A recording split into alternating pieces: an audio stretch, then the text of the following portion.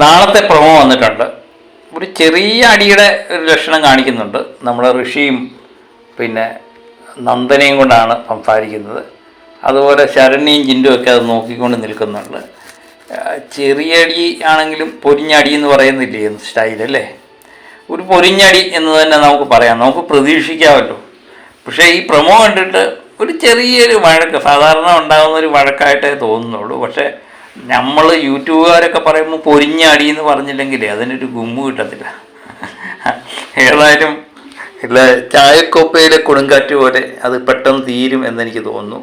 നന്ദന അങ്ങ് നടന്ന് ഫ്രണ്ട് ഒരു സ്റ്റൈലിയുണ്ട് നന്ദനയുടെ, വഴക്കൊക്കെ ഉണ്ടാക്കിയ ഒരു പ്രത്യേക സ്റ്റൈലിലൊക്കെ നടന്നു പോകുന്നു.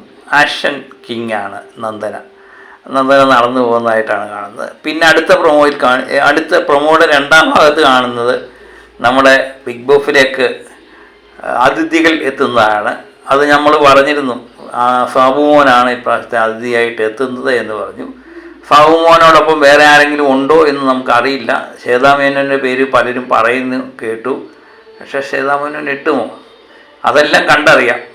അതിഥികളെ സ്വീകരിക്കാൻ വേണ്ടി മത്സരാർത്ഥികളെല്ലാം ഒരു പ്രത്യേക ടൈപ്പ് വസ്ത്രങ്ങളുമൊക്കെ ധരിച്ച് ഇങ്ങനെ നിൽക്കുന്നതാണ് കാണുന്നത്. അപ്പോൾ ഹോട്ടലിലേക്കാണ് ഇവരിരുന്നത്. ഹോട്ടൽ ടാസ്കിലാണ് സാധാരണ അതിഥികൾ എത്തുന്നത്. അത് കഴിഞ്ഞ പ്രാവശ്യം നമ്മൾ കണ്ടു.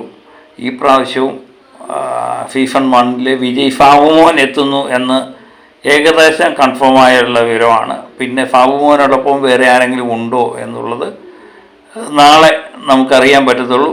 പ്രത്യേകിച്ച് വിവരങ്ങളൊന്നും കിട്ടിയില്ല. ശ്വേതാമേനോൻ്റെ പേരും പറഞ്ഞു കേൾക്കുന്നുണ്ട്.